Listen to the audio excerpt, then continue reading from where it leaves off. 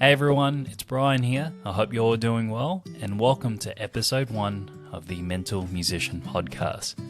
For me, this podcast is all about breaking the mental health stigma in the music industry, as I want to talk about the very real struggles that musicians all around the world go through away from the stage. As musicians, we tend to obsess over the art and craft. We prioritize practicing 8 hours a day, but traditionally, we were never really taught how to take care of ourselves, particularly our mental health. I've certainly been guilty of that. There's always been this thought that you have to struggle, you have to put yourself through a lot of pain in order to be considered a real artist. I guess that's where the tortured artist trope comes from. There are so many artists out there who have suffered in silence for years and years because they feel that opening up is a sign of weakness. I want to change that. I want to break the stigma, and I want to give musicians a chance to open up, to share their experiences, and go deep, very deep. I'll be bringing on some guests on this podcast over time. Some of them are my fellow musician friends, fellow music teachers, and people who have worked in the music industry for a very long time, but never quite got the chance to open up about their struggles. I'll even share some of my battles with depression and suicidal thoughts throughout my career as a professional guitarist and music teacher. So my first guest is Michael Wright, or as I like to call him, Shane, as he looks like the late great Shane Warne to me. But he's become a very dear friend of mine this year, and with the bass and guitar in hand, he is one of the smoothest players in the UK jazz scene, and in the classroom, he is an incredibly thoughtful and caring teacher for his students. But away from the music, he's had his fair share of mental health struggles, which he talks about very candidly in our chat. And Mike, I cannot thank you enough for being so honest, vulnerable, and willing to go deep and open up about your dark moments throughout your time. And that's what this podcast is all about. And for Mike to do that, that's going to give so many musicians around the world hope and a bit of strength to do so themselves. At the time of recording this, Mike, kind of like me, was going through a bit of a crossroads in his career. He had gone through a prolonged period of heavy burnout, and even though things haven't gone his way recently, he's done some incredible work when it comes to mental health advocacy, not just for musicians, but for men's mental health. And I really just admire Mike's strength, willingness, and resilience. So I hope you enjoy my conversation with Mike. We're going to have a lot of laughs, we're going to take the piss out of each other, we're going to get very deep and quite emotional at times. And in the end, I want this to give you a little bit of hope, to let you know that you're not alone in your struggles. So here it is, my conversation with Mike Shane Wright. I'm really glad that this is happening, and it's good to see you, Mike. For any viewer, not viewers, the viewer who is listening to this for the first time, Mike Wright, I think he's a bass guru, but I actually didn't know that. That wasn't why I connected with him in the first place. I thought he just looked like Shane Warne, and obviously Shane Warne, close personal friend of mine, he never met me. I just took one good look at him, went, Shane Warne was a rock star, and so is Mike Wright. How are you, Guru? I'm fine. Since you've introduced me as a guru, I really feel I should be sitting cross-legged on the sofa now and be adorned by whatever gurus have behind them. But unfortunately, all I have is just a cup of coffee and my dog snuggled next to me. So I'm very good, Brian. I'm very good. Oh, that's right. What breed's your dog? What's your dog's name? My dog is called Sausage, and she is a Jack. Yes, yeah. It never ceases to make people laugh. Yes, she's called Sausage. She is 7 years old. She's a pure Jack Russell. She's tiny. She was the runt of the litter. So much to the point that people still think that she's a puppy, even though she's very much middle aged now. So. Oh, that's sweet. That's sweet. I mean, these days with being gurus, I don't think you have to have the long hair and sit cross-legged and have a poncho or something. You have a coffee. So generally, it's like 3 double shot latte with vanilla crap or something, and some alternative milk. Yeah, yeah. And you also need glasses that don't actually have lens. So Mm, yeah, well, when I used to live in London, there were plenty of people walking around with glasses without lenses, which I never really saw the point of it. You know, if you're going to be fashionable, why would you be fashionable wearing sunglasses? You don't need to. Do you know what I mean? You don't need to. Speaking of the coffee, I just thought I'd show you this. I think you'll appreciate the. Now, that's obviously for people who are listening, there's a frog that's showing at the back of its derriere. Well, actually, I'd say it's not frog; it's actually me. I managed to take a picture and superimpose that. So this is actually what you see, Brian, is a naked behind of me. So this is what my backside looks like, and as you can see, it is my ass is iconic. So yeah.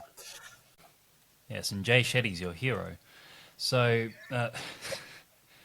I do want this podcast to be successful, so we have to be friends with others. Hopefully, after 82 episodes, so they don't hear the first 81 on me, predominantly me shitting on all these other podcast gurus.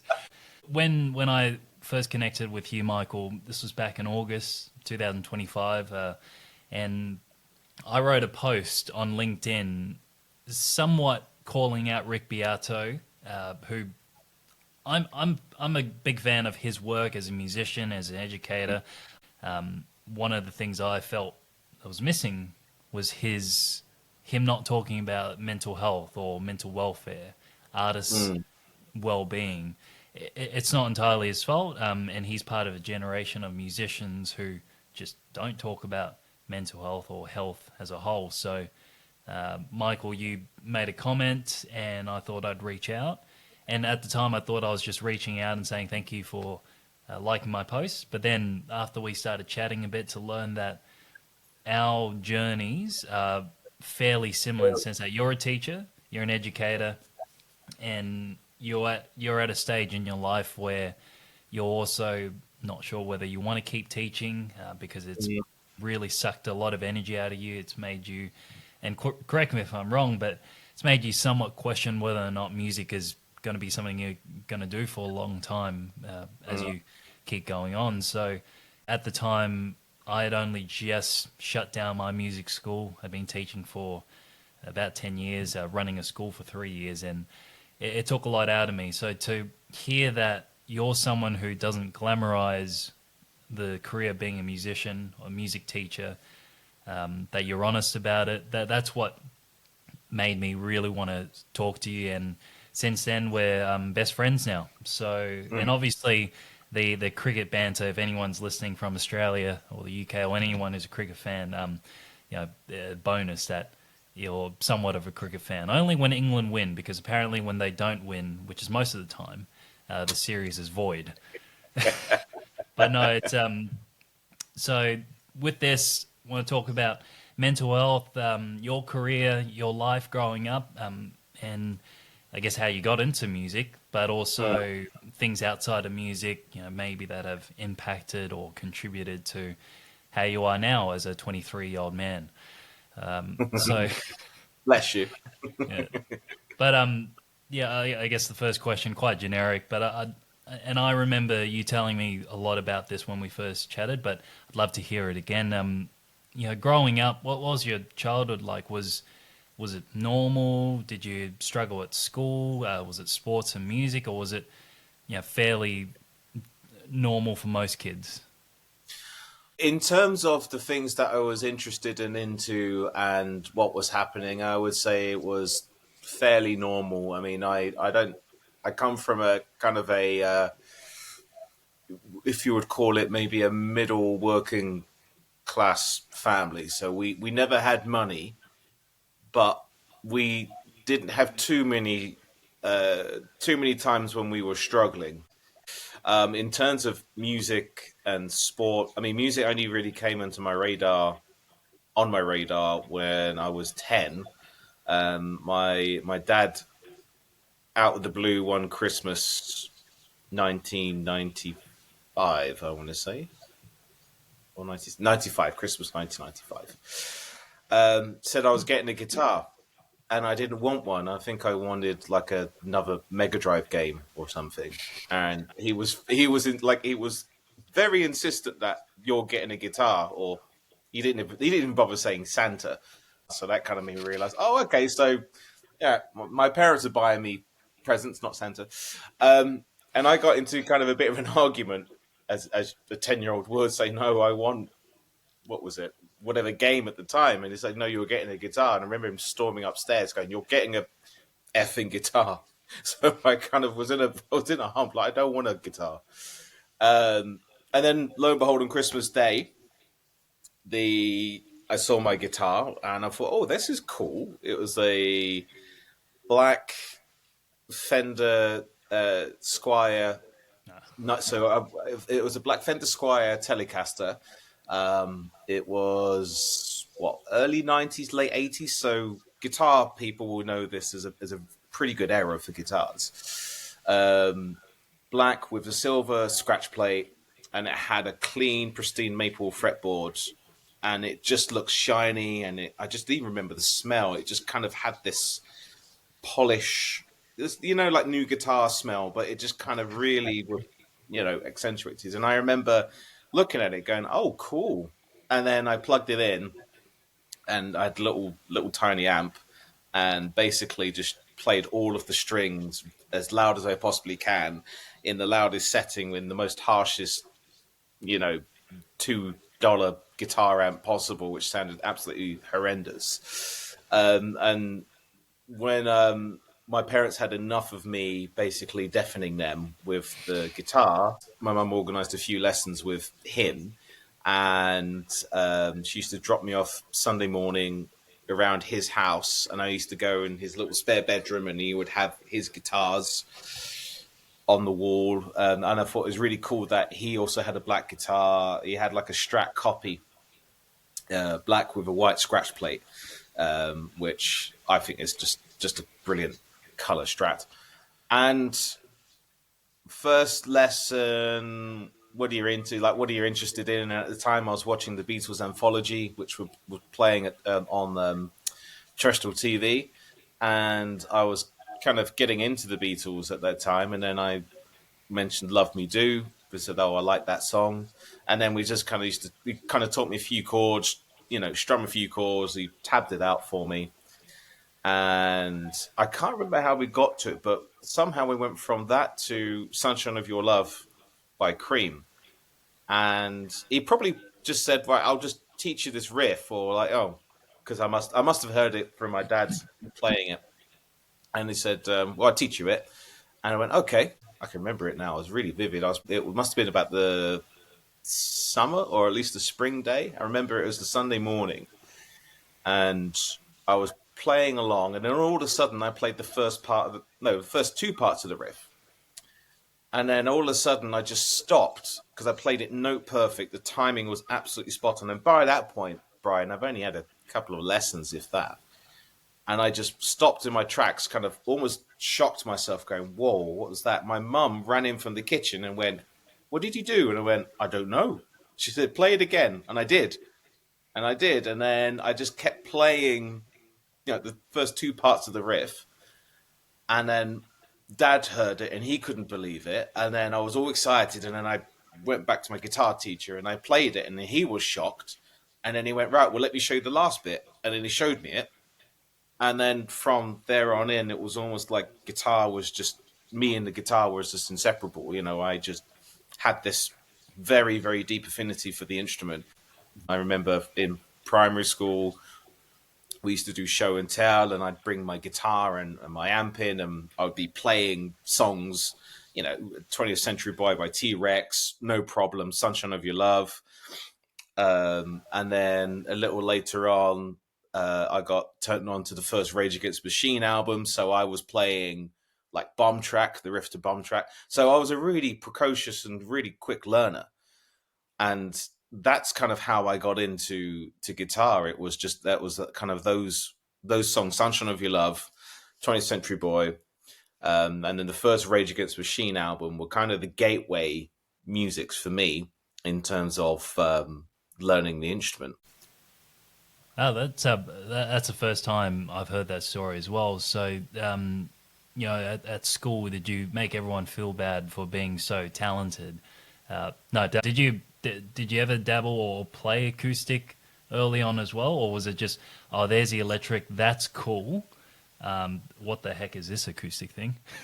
Yeah. Well, I think, like most, I don't know if it's the same in Australia, but definitely in the UK, any acoustic instrument is just an absolute pig to play. So if there were a guitar in the music department, I probably tried it, but the action was so high and the strings were probably so rusty and corroded that it wasn't really worth playing it. Whereas my electric guitar was a lot easier to play. So yeah, it was definitely electric guitar. It was everything electric. And I was very fortunate enough to grow up in my formative years in the era of grunge, Britpop, the kind of the alternative scene, the British rave scene. So there was loads of music happening. I was really lucky. So I just had the constant stream of inspiration, and the next song coming out, the new Radiohead, the OK Computer came out not long after I started learning. So that was everywhere. So I listened to all this amazing music, and it just kind of influenced me and inspired me to keep going, because I almost felt like I could take things, I could learn things.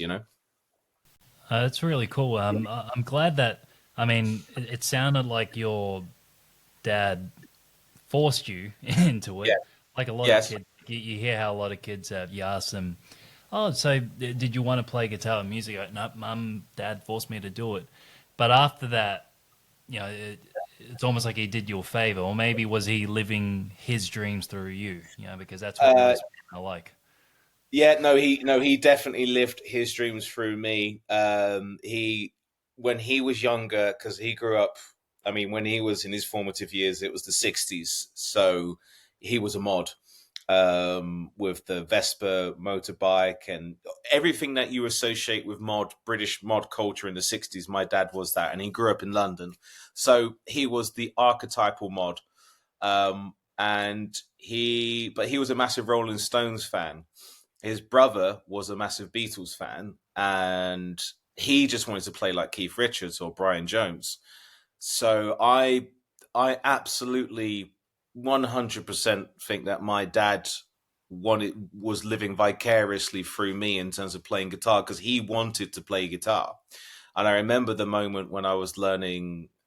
I learned the riff to Satisfaction, and then my dad was playing it, and I said, no, it goes like this. So there was a lovely moment where I was trying to teach him, as a young boy, how to play it, and then I was playing uh, um, 19th Nervous Breakdown, the riff there, or Jumping Jack Flash, all the classic kind of 60s Stones riffs, and then later on the 70s ones. I was showing into my dad, and I absolutely believe that he was a failed guitarist and he really wanted to play guitar. I mean, I'll go back a bit. He was a massive music fan, and I think as with most children of that era of the '90s and the 2000s, certainly before streaming took over, I was heavily influenced by my dad's record collection. I would, when I got into guitar, I would go out and just listen to what he had. And that, again, that was the introduction to not only music he had, but music of other similar artists. And then my brother as well, who was much older than me, I was influenced by his musical tastes, and he was into the British rave scene. So I would be listening to The Prodigy, Orbital, Chemical Brothers, all those acts, Fatboy Slim. But he definitely was a significant impact in me playing music. And you're quite right; it was a case of I didn't fall into music by my own volition. My dad's like, you're gonna be learning that instrument. You will get that guitar, which I think actually was probably, of all the things I've been forced to do in my life, I think that decision is a pretty good one, actually, because now I look at myself as I'm better at it now, but me and music it's just there. It's breath. It's like air. I cannot imagine any life without it because I've been so involved with it. It's innate. You know what I mean? It just feels just incredibly natural. The one thing I want to go back a little bit and ask you, Michael.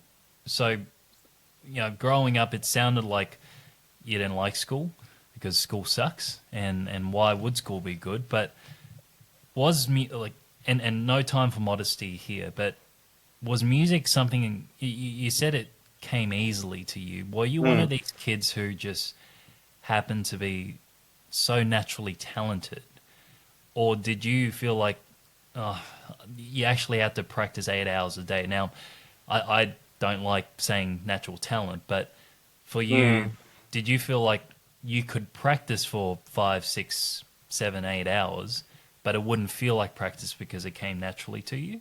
Or did Yeah. you feel like you still had to work really hard?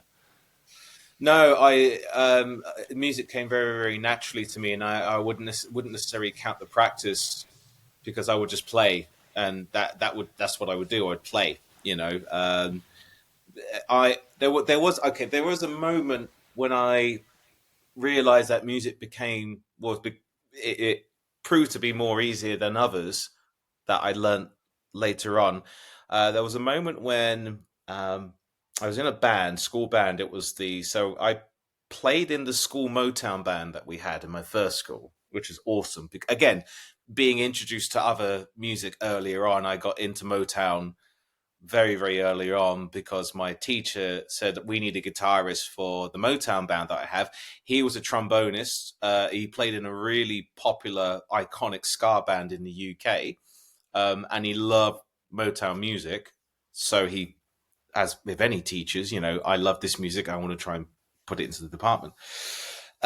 So I joined and I listened, and it was amazing. And the drummer of the Motown band and one of the singers in our school band wanted to form a trio, and we had this performance night at school, and and my teacher, Mr. Welton, said, "Hey, I want you to prepare a couple of pieces." And he said, "Okay." So the drummer was massively into alternative and Skunk Anansie and Deftones and all of that. He was a skater, so it was that was the kind of vibe back then. So he gave me a CD of whatever album, one of their famous albums they had around about 97, 98. I forgot what it is now. And he gave me this song, and he kind of almost like was a bit dismissive and said, "Well, look, just learn what you can of it." Do you know what I mean? Like just whatever you can do. He was really dismissive. He's like, "You're probably not going to do it." I went home in that evening, put the headphones on, and I wish I remembered the name of the song actually, but I guess it's not important in this sense.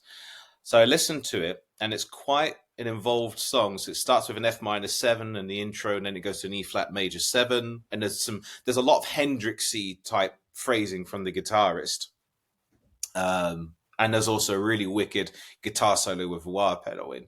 So it's not just like your typical, 3-chord song. There's a lot of movement in there. So first things first, I remember listening to it, and I picked out. So bearing in mind at this time, I don't know my backside from my elbows. So I don't know what minor 7 is. I don't know what a major 7 is. I don't know what voicings are, inversions are. I have no idea about the kind of the Hendrix voicings. But I just found the chords, and I listened, and I went, okay, well, it does that. And okay, that's easy enough. And then I realized that I was out of tune with the record. I was like, hang on a minute, my guitar is out of tune with this. So again, don't know how. I got this is without a tuner. I just literally tuned my guitar to the recording, and it was an E flat. So the song was actually an E flat concert, standard E tuning of the guitar, of course. So then I just instantly went, okay, it's out of tune. Tuned it, And then I went, hang on a minute, that's not right, because as you know, with recordings, it's never 440. So again, I had to make minor adjustments to like 440, 439, 38. Okay, that works. Played it, learnt it, everything. And the next day in rehearsal, lunchtime, he kind of went, right, well, have you got something? And then I played the introduction, note perfect. He fell off his chair. He was like, what have you done? I said, what? I almost like it was, you asked me to learn something. And he just went, I can't believe it. And he was, and from that moment on, because before then he saw me as like the kind of the annoying younger kid, because he was what, 15, 16. I was 12. So, at school age, anyone younger than you is a bit annoying and snotty and just, yeah. From that moment on, I had credibility like you would not believe. Like all of the older kids, the word got round, all of the skater kids, right? That I could do no wrong. And then we played the concert and I played it, and my teacher was so shocked, like, how did you learn it? I went, I don't know. And then I think there was a conversation I had with someone about pitch, and I mentioned a note, and then I went, oh, it's this note. He said, well, how did you hear that? I said, well, it's easy. That's the name of the note, and that's what I heard. And he go, well, I can't hear it. I said, well, why not? It's like I said, it's like a color. If something's red, it's red because you're taught it's red. So when someone said, what color is that? It's red. This is a note. This is C sharp. And they were like, no, I can't hear that. And then someone said, have you got absolute pitch? And I went, well, what's that? Said, well, it's an ability that you have where you can listen to music and you know exactly what the pitch is. I went, well, doesn't everyone have that? Surely every musician has the ability to do that. He went, no. I went, oh, I guess I've got absolute pitch then.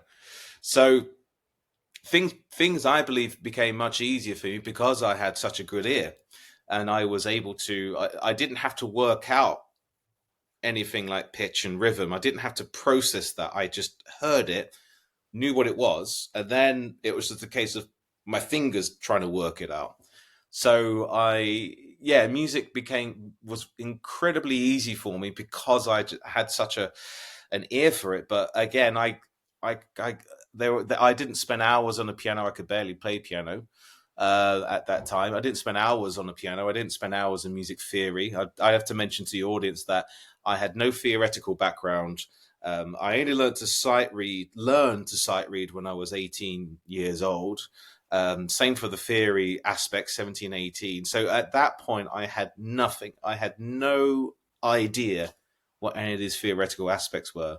All I knew is that I could hear something, find it on the fretboard, and then if it was slightly wrong, my ears would go, and then I would tune it. So I think having absolute pitch was a godsend, because without it, I would have struggled immensely, because like I said, didn't do so well at school, possibly down to undiagnosed dyslexia and ADHD, which I've just been diagnosed with. So music was just that, and pitch-wise was just the easy thing, and it became easy because I had a facility to absorb music far greater than I think any one of my peers would at the time. Would you say that music to you was just like learning how to speak, where you may not know all the grammatical syntax and all the big words, but you could listen to people, and if someone asked you to tell a really interesting story, you could sit and say, I'm going to tell you a story and I'm going to make it as entertaining as possible. So, and people say music is like a language, but it sounds like you took that and it actually meant it was a language, because people will say, oh, music's the language, but then, get back to the theory and just spend too much time writing. But for you, it sounded like you lived that, Yeah, very much so. And I know there is that debate whether or not music is language. I've seen it in research where it be implicitly or explicitly mentioned, and there are other people that say, well, it can't be a language because, like you said, it doesn't have grammar, it doesn't have syntax. But I'm a firm believer that music is a language, and like language, there are different variants of language. there's a compositional language, there's an improvisational language, there's a theoretical language, there's a performative language. And it's really the musicians, when they learn their craft, is essentially they get well versed in whatever languages. So if you're a linguist, you're going to be learning different languages, and you're going to have your specialties, aren't you? So if you learn Spanish, you can easily learn Italian because it's very, very similar. And then you might go, well, I might learn Portuguese if I'm going to be having it kind of more Latin based. And I think I firmly believe that music is a language that one learns, and it just depends on the most commonly spoken language that we choose. And music also has its own grammar, and it has its own writing in the form of theory, where it be stave notation, graphic score, Christian plain chart, some of the other things I've seen from Barry Harris in terms of a modality of learning.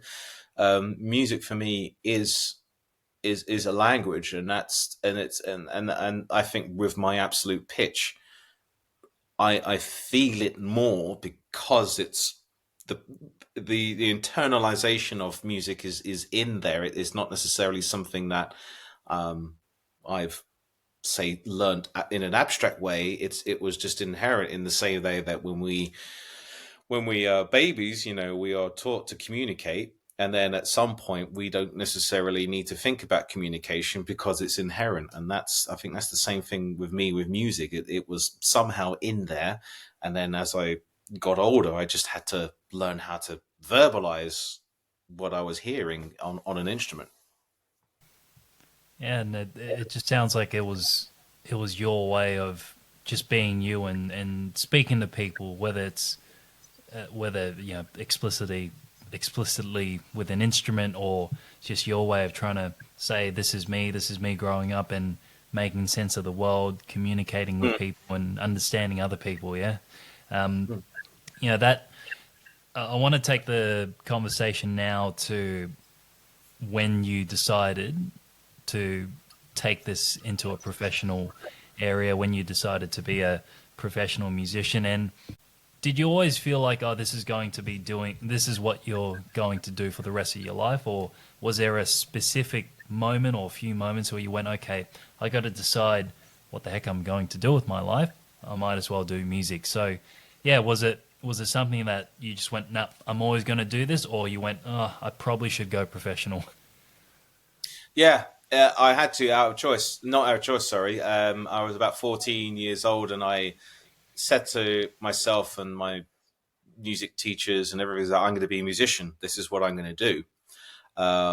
Because I was so bloody useless at everything else at school. I like I said, I had nothing to fall back on. I didn't have a solid sense of academia.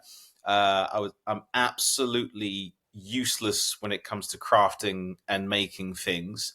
My handwriting is barely legible at the best of times. I really had nothing going on. Music was it, and I knew that well, when I was a kid, I wanted it to be, and then when I got older, I realized it had to be. I didn't have a choice. It wasn't anything that I had to do. Years later, of course, now I realize I got a few more feathers to my bow. But again, it's all offshoots of music. So when I decided to be professional, it's probably I was about 17, I reckon, and then I realized actually I can give this a go. It was a very different time, so early 2000s, so a very different time, very different world, very different culture. So for me, the aspirations were to be a session musician and essentially just do that as a career, be a hired gun in the studio or go on tour. Or if I get lucky, join a band, conquer the world, play Pyramid Stage, Glastonbury, all is awesome. So I knew at 17 years old I wanted to be a musician, a professional musician, and then it was a case of finding the right avenue of how do I become a professional musician, and that's where I took an interest in jazz music, which was actually around about the time I wanted to be a musician. I got heavily into jazz, and then subsequently went to study undergraduate at conservatoire. In terms of the mental health side, um, I mean, I had when I was younger, about 15, I developed the successions of eating disorders, um, which I would probably say was where my mental health issues started. But I wasn't thinking of my mental health. I was thinking of my eating disorder. But yeah, obviously the two overlap. But I remember at about 19, I think I realized that I probably will be struggling with my mental health because I was just, feeling incredibly sad and despondent and very lonely and isolated. And that was at about the time I was living in London with my band. And I was kind of introduced to the kind of London scene, the London music scene, and everything just became really overwhelming. And it was almost a crash course in things. Bearing in mind I grew up in bumfuck nowhere Lincolnshire, which you're lucky if you got a field and the sheep, and it's very rural in Lincoln, very very rural. It's Lincoln City itself has got a lot better, a lot more cosmopolitan, but at that time it was, yeah, we were very much behind the times. Around about 19, I moved to London with one of my bands, and we were on this really great program. Um, so when I left school, I went to a place called Access to Music, which is now called Access Creative College, and it's basically a music college. So I, for 2 years, for between 16 and 18, or maybe 19, because I extended my stay to study a music tech pathway, I basically learned all the ins and outs of being a musician and being a producer and an engineer and everything. It was absolutely amazing.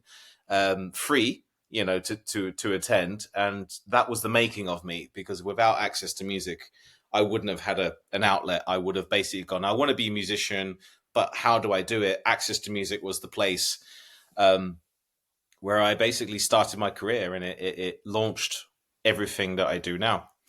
So yeah, so I went to London about 19. I was studying on a another course, again affiliated with Access to Music, and that was when I was aware that things weren't particularly great in terms of my mental health.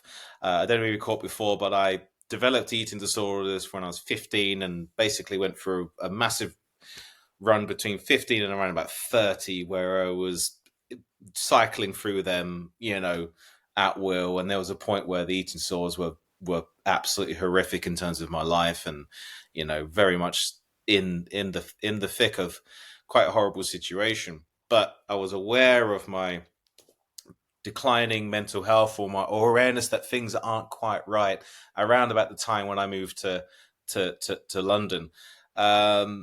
So in order to be a musician, it was kind of something I wanted to do, and I still had a passion for music. And given the fact that I was in London at the time, it was an amazing experience, because at 17, I think I found myself musically, and then 2 years later, I'm in London, and I'm able to go to all these famous venues and get immersed in the London music scene and get connected with London musicians. It was amazing. It's absolutely incredible. It was almost an eye-opening experience, but very overwhelming, because again, I'm come from rural Lincolnshire and coming to London. So I had to learn really, really fast, and I think the feelings of isolation that I'm sure musicians and artists get um, started there, and it was a realization that if I'm going to do this, I'm probably going to be spending a lot of time by myself and having to do things by myself, and that was a pretty significant moment for my health, because I, like in any industry or profession, you're always surrounded by people, or you work in somewhere where it's people focused. But um, being a musician, although you work with people, it's not really, we work very unsociable hours, from the Friday, Saturday nights that we sometimes do for gigs, the drive back home, arriving in the early hours, doing day jobs or teaching, music. I say, in terms of my gigging career, I've missed a lot of important um, milestones in my family and my friends' lives because I haven't been there because I've either been gigging or been away. So yeah, that was quite a sobering moment real when I realized that if I'm going to choose this life, it's going to be difficult in terms of my health. But again, well, I say choose, but again, I really backed myself into a corner. It's music or nothing because I didn't have a fail safe. I can't go back to do anything else other than music. So I would say around about 19, that's when I had an awareness of my health, mental health. But obviously, in the background, prior to that, I had my eating disorders too. So it was almost like a situation that was brewing, and I was too naive and too inexperienced and too unaware to realize how that would all culminate in years to come. I'm trying to think of the appropriate question to ask or the way to respond to that. I've struggled with my own battles with depression and anxiety, and a lot of them manifested, I guess, similar to you, Michael, when I started pursuing a professional career in music, and not quite to the extent of what you did moving to another city, but I spent a lot of time alone, teaching, traveling a little bit. So, do you feel like, I guess at the time you must have went, oh, this is music, this is my life, I'm young, and this is awesome. I guess it's easier now to say, well, you didn't know how to take care of yourself. But I guess if you look back at the time, do you feel like even though you love music and this is what you feel like you're meant to do, there was a part of you that felt like it was the only thing you can do? And if it didn't work out, maybe, I guess in the eyes of others or maybe yourself a little bit, you'd be seen as a failure or there was nothing else for you in life. Was that, like, I know it's this strange dichotomy because the dream that you're chasing, the thing that you love, can also be what causes your downfall in a way. Was that feeling something that you had as it was happening or only in Yeah. hindsight? Oh no, absolutely. No, good question. It was definitely. I felt it every day, and I know your background and your kind of pursuit, if you will, for to chase what you want to achieve as an educator and as a musician. It's that lonely road, isn't it, that you pursue, and you can almost have a singular pursuit of it, don't you? You go into it going, well, I'll just do whatever I need to do, um, which in itself is a sacrifice. But then you also find when you meet other people who have a similar dream, they're following a similar individual path as well. It's interesting with musicians. Oh, sorry, I'll answer your question in a minute, but um, it's interesting with musicians, or when I have musician friends, or at least people I used to talk to on a regular basis when I was active as a musician. Um, just realized now that actually the relationships I formed was very much bonded on the two of us with individual needs, if that makes sense. So it didn't necessarily. I think with musicians we're so singular and so um, determined and in some ways quite ruthless to get what we need to do. I think real friendships is really hard to come by because essentially you've got two individuals who are trying to chase what they want to, but you don't really form friendships with people because you're two individuals. If that make you come together as two individuals trying to chase what they need to do, as opposed to two people coming together and going, "Oh, hey, I relate to you. You're going through it, so let me be your friend." Say when I was growing up as a musician, it was a case of meeting people who were perhaps just as individualistic as I was in terms of getting their roles. Um, I forgot the question again. What was it again? Uh, no, yeah, I think I can ask it again, but you've answered it in a, you didn't answer it directly, but I think that answer that you gave is just as important. And I think a lot of people, especially like I can relate to that as well, where the friends that I've made in music over the last, say, 10 years, uh, because we met either whether it's music uni or we're at a jam session, music teachers, it's it's interesting how when we're talking about music or our music lives or what gigs we're doing or how many freaking guitar pedals we have, we can talk for hours like we're best friends. We're going to get married, that sort of thing. Yeah. But the moment you talk about anything else other than that, whether it's so you do you have a girlfriend, or do you like to eat food, or whatever, I don't know, something, do you have shoes, it's just non-existent. If we want to catch up, I'd want to say, hey, I want to catch up and I just want to have a chat. I remember one of my tutors, and I won't say his name, but he's one of the nicest people I know. You have to preface this by saying that. He's one of the nicest people I know, so kind, and he worked at my music school, and he taught anyone and everyone, and he did it for not the greatest pay in the world. He knew I was struggling financially, trying to keep the school up, but he said, hey, whatever you need, Brian. At the same time, whenever I'd catch up with him for coffee, he would talk about his pedal board, all his gigs, and he did it so genuinely. It wasn't like he wanted to say, I only want to talk about music. It was just, felt like it was the only thing that he could talk about. So I'd have to kind of stop him and say, hey, man, why don't we talk about something else? Why don't we talk about traveling, or, how's moving houses? And he'd sort of hesitate and go, well, that's a bit weird. Oh, yeah. No, he's not. He's not a bogan. I don't know. I was about to say it would be a bogan. But it's just, I had a very similar interaction. I had a very similar experience with some of my music lecturers in uni, where the majority of them, anytime I'd say, hey, sir, can you have a lunch break? Can I have lunch with you? They'd be asking me about, how's your practice going? How's your ensemble? Oh, I love Ella Fitzgerald. You should look at Herbie Hancock's Headhunters, or look at Gil Evans. Even listen to classical music, Stravinsky. And I'd just be wondering, sir, I literally just wanted to ask you about your car. I liked your car. Funnily enough, I'll tell you this. So, well, in my time in music uni, I felt that, I guess like you, where everyone just was so focused on either their love for music or what they were there for, whether they were my classmates or teachers themselves still trying to build their own passion projects, But there was one of my teachers, my ensemble teacher, and he's got, let's see if I can paint a picture. He kind of looks like Billy Connolly, with, I guess, the hair of Jack Sparrow. Kind of mix. See if you can imagine that. So a mix of Billy Connolly with the face and the hair, but outfit like Jack Sparrow.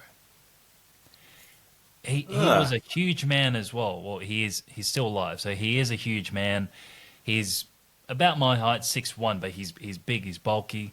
He rocks up to every class with his man bag, and you think this guy, he's about to chant something. He's going to call order or something. He's got his little pike, and he's going to put heads on pike or something.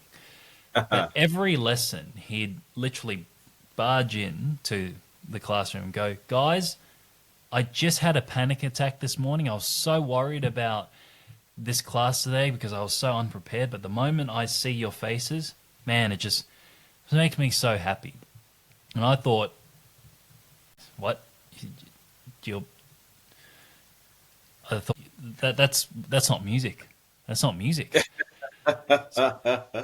This would go on for a few weeks, and then I remember pulling him aside after class one day and asking, "Hey, sir, do you mind if I just have a chat with you, because you've mentioned every lesson now that you have panic attacks and you've had a bit of depression and you still struggle with it. How are you getting through? Like you're 60 years old and yet you still find a way to bring joy and be positive to everyone." And he told me that for 30 years, for the first 30 years of his career, the only thing he did was play music, listen to music, play music, listen to music, think about music. He'd eat music, the actual sheet music, and he would do that non-stop, 36 hours a day, And he'd say 36 hours, and I'm wondering, well, okay. But now, when COVID happened in 2020, that was the moment where he realized, well, I love music so much. I've played it all my life. I don't think I need to think about it all the time. I probably don't have to practice as much. And a part of it was his insecurity about how he always felt inferior to all his other colleagues and his classmates and peers. And even though he's got an incredible music knowledge and he can be a walking music encyclopedia if he wanted to, he always felt like unless if he started talking that way, he'd be seen as lesser by his peers. I don't know if his peers or classmates or other musicians actually saw him that way, because I only heard great things about him. Maybe because this was when he was younger, so now people see him as this big cuddly teddy bear. He looks like he's about to cut you with his eyebrows, but he will give you the biggest hug, literally and figuratively. So I asked him, so what do you do to find ways to get away from music? And how much music do you play now? And he says, I'll be honest with you, Brian, the moment I walk out of this classroom, go home, I'm no longer a musician. I am a gardener. I sometimes am an electrician. I'm a plumber. And I tell you what, I know this is very tough because COVID, it's impacted so many people around the world. I'm so fortunate that I get to be a father, a husband, a grandfather, and every now and then I help my neighbors with some of their tradie work, you know? So the first thing I thought was, so to be a great musician, you don't play music. It's good. Good. It's kind of like cricket, you know? The best part about cricket is not playing cricket, you know? So he was the first person that made me think, maybe I don't need to be obsessed with music. And this is a 60-year-old man who grew up in an era where you can't say this. You know, if you're a musician, you have to live and breathe it. It's your drug, literally and sometimes figuratively and sometimes literally. Yeah.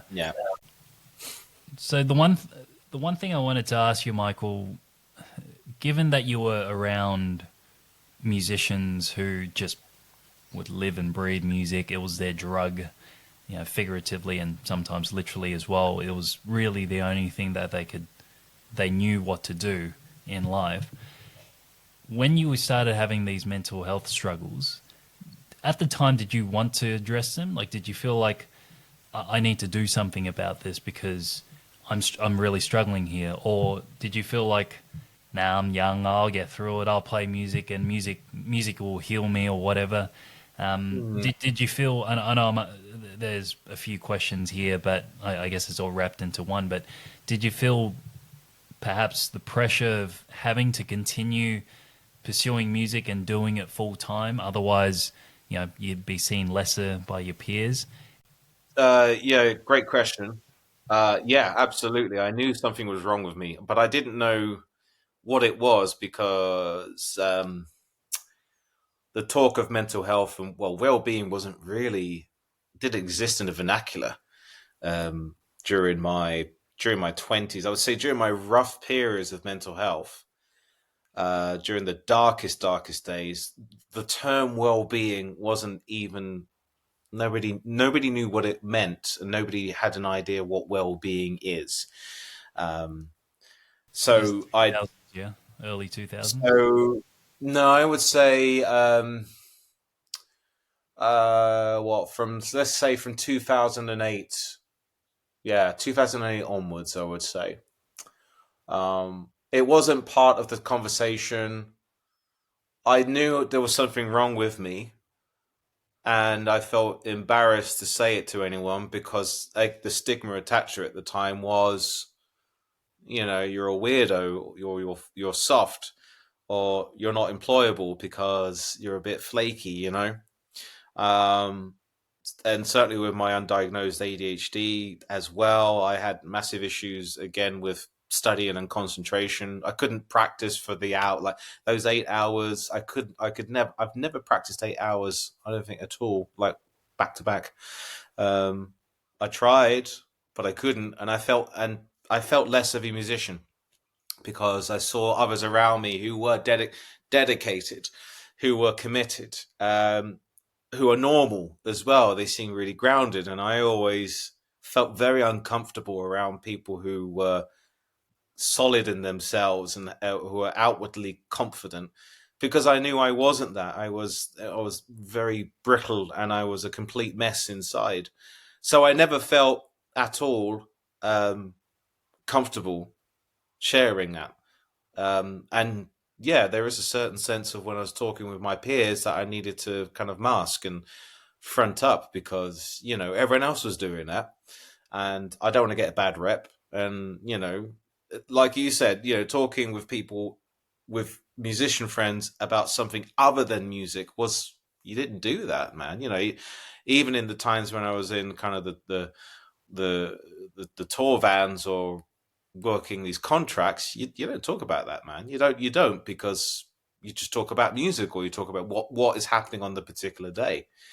So I felt very inferior to that one, coupled with the fact that I had this impending sense that this is all going to implode in my face and I'm going to fail.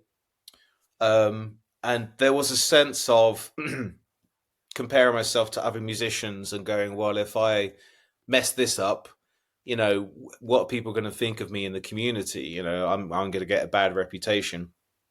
And there are other people who are better than me, more solid than me in terms of their mental health or the way they are.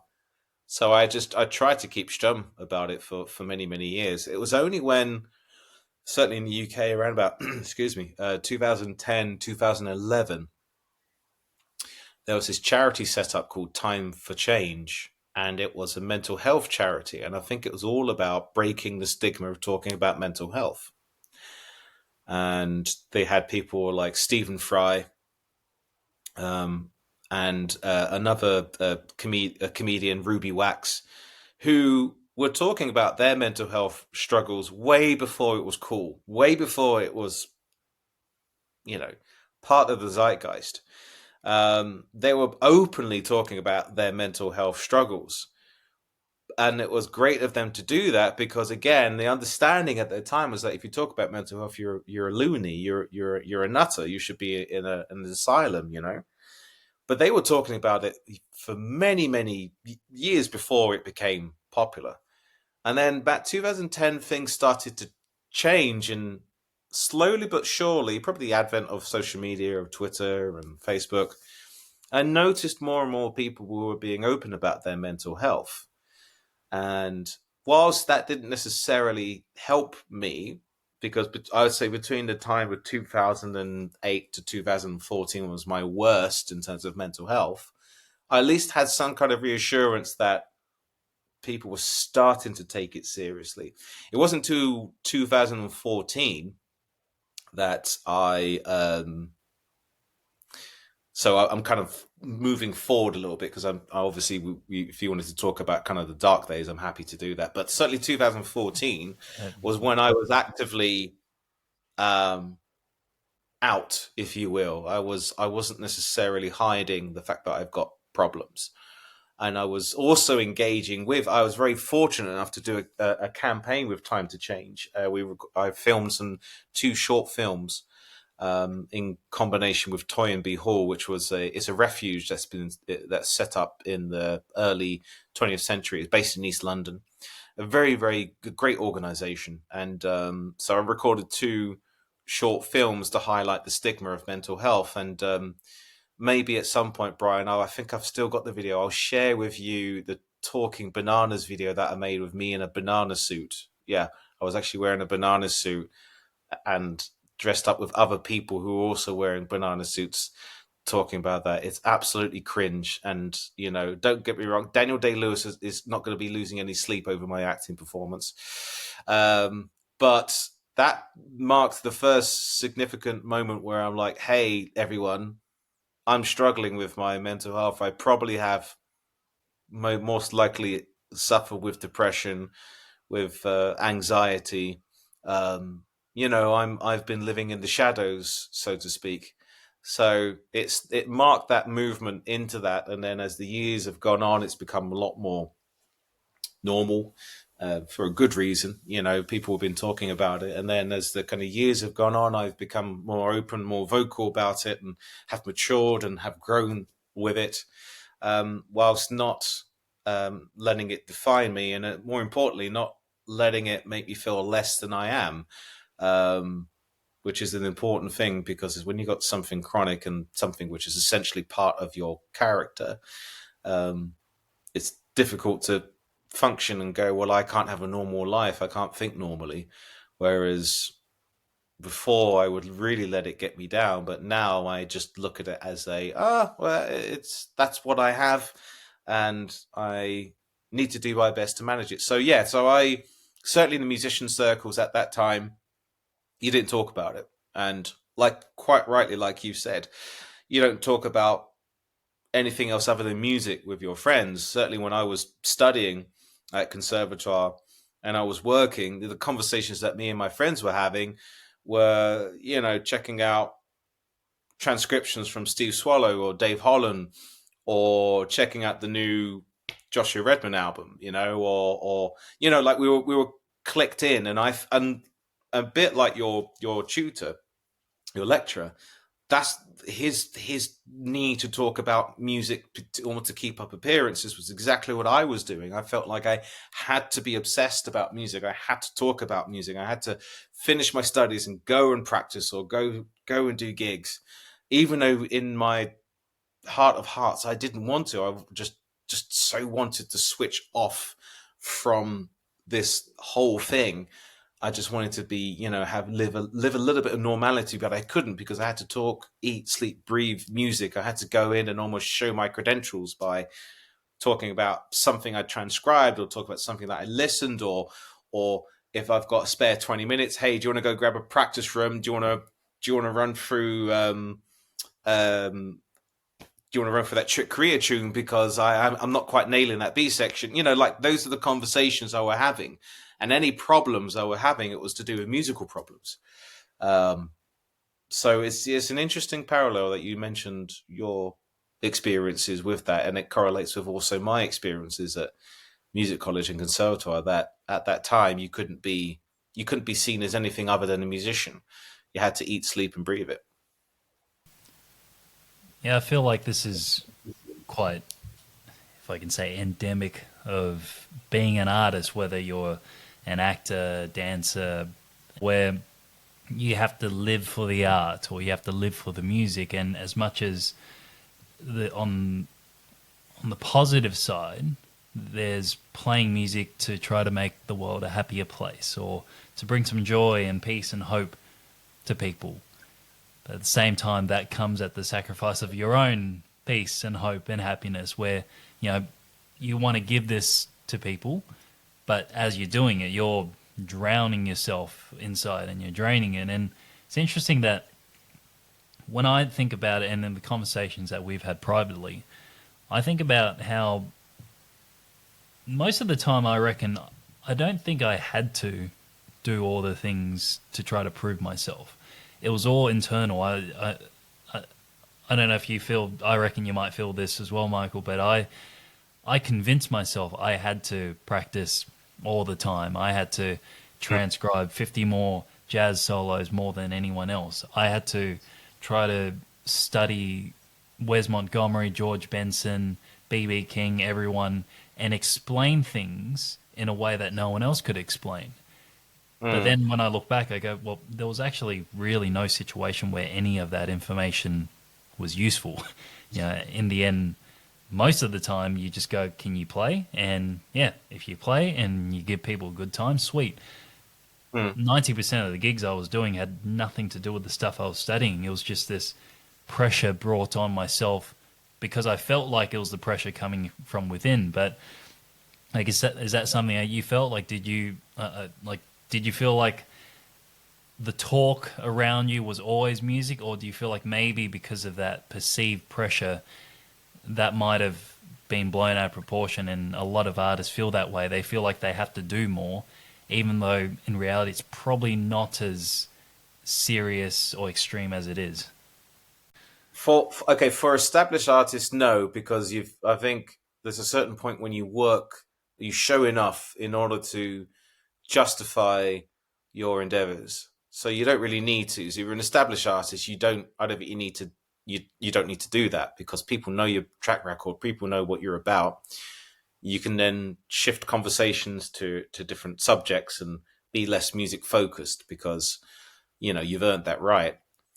I think the pressures for young artists, for young musicians, for people who are studying the beginning of their career, I think it's still prevalent, and it was when I started 2006 when I did my undergraduate, and I know for the fact it's exactly the same because I was attending a Jazz Performance Network conference in Cardiff a couple of months ago, and the majority of the conversations I was engaged with were about the problems that exist in conservatoire entry level, foundational level of I need to get onto the ladder. And a lot of the young musicians and artists who I was talking to, it just felt like their training, their background, who they were hanging around with were the same conversations that you and I were having about the pressures of having to live up to something, someone, show something. There was one young girl who was talking about there was a thing going around when she was studying called Break the Eight, which essentially meaning that the musicians had to do 8 hours minimum practice. Not in one go, but just 8 hours. And you had to break the eight, i.e., daily, you needed to make sure you're doing 8 hours and above of your practice, of your whether it be transcribing, writing, practicing, whatever it is, you had to break the eight. And she mentioned that and said there was a big pressure of people doing that. And she herself was very, very honest and said, I couldn't do that all the time. I could barely do that. And she felt inferior as a musician. And me and another person in the room basically looked at each other aghast, and we told her in no uncertain terms, you've been given wrong advice. You should not be thinking less of a musician or a person just because you didn't dedicate 8 hours of your day to this. You don't need to be doing 8 hours. And everyone in the room was like, no, no, no, no, no. But she made a point and said, well, that was what was communicated to us. Not from the lecturers, but the whole competitive nature of being in a conservatoire or studying is that you had to do that. Now, I get it for anyone listening here. In order to aspire to a greater level, you do need to make the sacrifices. You need to put the time and the efforts in. Great. That's not we're not debating that. Gosh, that's given for anything in life. You do need to put the efforts in. But when it becomes an obsession, i.e., if you're not doing it willingly and you're not doing it like I would say, a genius or a phenomenal musician would, and if you have a feeling about you where you say to yourself, I want to put the effort in, but I don't know if I can put that type of effort in, then anyone listening to this shouldn't be dismayed by that. You put the hours in. Given, I think it all depends on what you want to achieve and what you want to say. By introducing a blanket 8 hours practice, is that going to get you anywhere closer to what you want to aspire to as a musician? Well, if you want to be a virtuoso and you want to be a concert pianist, or you want to be, known as a phenomenally gifted musician, just as a musician, just playing, then perhaps, yeah. But if you don't want to, and you aspire to other things in the music industry, or you want to go and pursue other aspects, and you still want to retain a little bit about yourself, then no, it's terrible. It's a terrible idea to be pushing yourself into that. And that's something that is, I think anyone listening needs to understand that it's all subjective, and when people put the practice in, they do so under their own values, their own ethics, and their own needs and their own wants. And if you know enough about yourself as a musician, then you'll be fine in finding your own in your own way. And when I say musician, I'm encompassing everything about that. So a teacher, producer, composer, arranger, anything that involves music. You know, if you know enough about yourself and you've got a kind of a vision in terms of what you want to do, then you'll find your own way of doing it. But more importantly, you'll find your own way of doing it, but not sacrificing anything about yourself. You know, uh, we both understand that all too well. That when you sacrifice yourself and your needs and wants and your values, you sacrifice your health, you sacrifice literally everything for this very unrealistic and abstract pursuit of being successful or whatever it is. When you lose yourself that much, you pay the price. You pay a very, very heavy price. And it's so difficult for people in that bubble to get out of it, because once you're in that bubble of trying to compete and trying to be better than everyone else, the mere prospect of saying just chill out, you know, put yourself first, it doesn't feature into people's mindsets, because like, no, I can't put myself first because I've got to be obsessed. I've got to do this. I've got to put the work in now. I've got to sacrifice now because later on I'll get the payoff. Well, I'm sorry to say that the payoff won't come. Maybe it will. Fantastic. But at some point, all of these things are going to catch up with you. And, you know, if you feel like you can just sort it out later, it won't. You know, certainly with people who they feel like they have an issue with their mental health, these things won't go away. They'll get louder and they'll get louder and then get louder. And then at some point it will stop you in your tracks, because it will say, right, I'm going to make you stop now, because I'm going to give you a physical or a mental issue that you just cannot ignore. So you're going to have to put life on hold to sort it. So it's it's just so important for people to just remember why they're doing it, but also just to be human about it and realize that this whole need to compete is it's nothing. It really means nothing. We're not in a race with everyone else. We're in a race of one, and we're trying to be the best we possibly can. Thanks for sharing that, Michael. And you've given so much great advice there. That was going to be a question I was going to ask you towards the end, but you've pretty much just given, to me at least, all the advice that young musicians and even some professional ones going, veterans, seasoned musicians, I think should hear. And right now, personally, I'm still struggling with that push and pull. Even though I've taken a little bit of a break, I still feel like should I get back and play as much as I can, start making content videos, writing songs again. But you saying that has reminded me, no, music is going to be a part of my life for a very long time. Hopefully, probably until whenever my time comes next year. I shouldn't joke about that, actually. Or maybe I can. But it's ironic and quite disrespectful, I think, when people say, music is the best of humanity and it's the best way for you to be yourself, but only to a certain extent. And unless if you're giving your life and soul to it, maybe you're not as much of a musician as you think. And over the last, really the course of history, we've had so many great musicians of any genre, any style, any era gone too early, whether it's they've died by suicide or they've fallen into the drug and alcohol culture. And there's obviously the 27 Club with people like Hendrix, Amy Winehouse. I just hope that the current generation of musicians, so let's say the big stars like Ed Sheeran, Taylor Swift, Billie Eilish, Dua Lipa, Adele, Lewis Capaldi, these are people who are openly talking about their struggles and showing their vulnerability on stage. I can't imagine it being easy. I think it's, for me, when I talk about my mental health, I still struggle with it. It's definitely not easy. I mean, talking to you over the last few months, getting to know you, it's I can talk about it, and if someone asks me about it, given the right situation or environment, I can talk about it for 2 or 3 hours.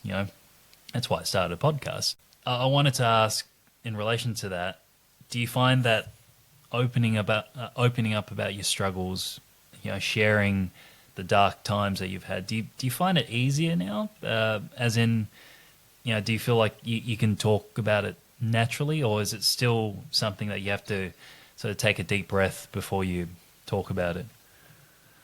Depends who I'm speaking to.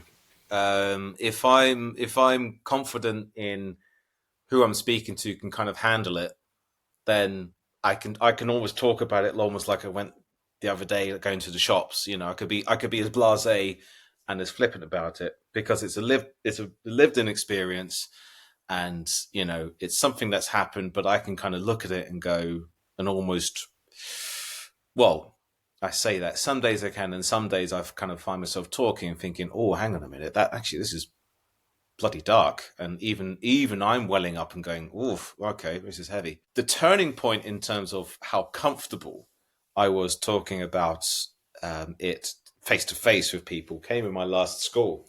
So I've got a wonderful colleague, a dear colleague, who kind of, again, we were kind of making small talk as you do, around the water cooler, and then I don't know how it came to it, but I think he was sharing and opening his troubles with mental health.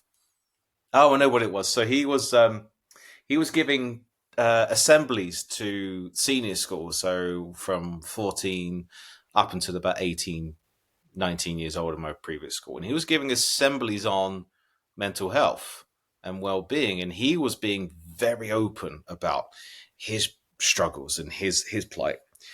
And then for World Mental Health Day, I was talking with our old chaplain, God rest his soul, about doing something visual and doing something to kind of highlight the importance of keeping good mental health and well-being. And he said to me, when in the army, when we used to do it, because he was an army chaplain, what he would do, or what his comrades would do, they would carry a medicine ball, and the medicine ball would be symbolizing mental health struggles. So, medicine balls are really blooming heavy. So what they would do is the squaddies would walk around with this big medicine ball. And the idea was that people could visually see the problems of someone with mental health issues. They could see the burden of it. So, if you walk past someone in the street, you're not going to know if someone's suffering, are you? Because they're going to appear normal. They're going to walk normally. Whereas if you've got this visual representation of a medicine ball and someone walking with it and struggling, you can see straight away, oh, wow, you're carrying this big load, aren't you? And I can see how much you're struggling. So the idea was that someone would carry it, and then someone would go out their way to say, hey, look, can I just take that off you? Because it seems like you're struggling. So sharing, talking about it, listening, that kind of thing that we're kind of doing now. So then someone would take that ball and then someone would walk around with it. So he gave me that idea. So rather than subjecting my students to a heavy 3 kilogram medicine ball, which is not nice, I thought I'd go for something a bit more smaller, but something more visually impactful. So I found this. I don't know what we call it, but there's kind of squidgy gym balls. So they're heavy, but they're used, when you do the things, you throw them against the wall and everything, right? So I had this idea, and I spoke to senior leadership team about it. Say, well, why don't we do this? I'll walk around with this red ball, and when someone asks me what it is, I'll say, hey, this is meant to represent people who live with mental health struggles. You can't see it, but you can't necessarily see it if they don't have it, but this ball represents it. Is it heavy, sir? Yeah, it's quite heavy. So they would see me. I'd normally walk to lessons. I'd put it on my shoulder, and I had my laptop bag, and I had this, and I'd be walking and kind of like huffing and puffing. And then because they were a really switched on bunch of students, they go, sir, you look like you're struggling. Can I carry the ball? I said, yep, of course you can. But just remember, that ball doesn't belong to you. That's my responsibility. So I really appreciate you taking this and helping me, but it's not your responsibility to carry my ball. It's my responsibility. So at some point, can I get the ball back at the end of the day? Yeah. So they would carry it, and I would see them play in the playground with it. And then at the assembly towards the middle of the day, I would get the ball back, and then I would talk to the assembly, say, thank you so much. This is what this ball represents. So it's a great visualizer. So we kind of got on each other's radar with this because we realized, oh, actually, we're both doing the same thing. We're both actively trying to help our school community, but we're also, shining a light on this important topic. So then he approached me as we got really, became really good friends. He said, look, do you mind coming in with me in the senior school assembly? Do you mind talking about your experience? And I went, and this was a moment where I was like, oh, wow, okay. So you're asking me to talk in front of my colleagues, majority of the students that I teach. You're asking me to open up about my mental health struggles. And he went, yeah. And I went, all right, let's do it.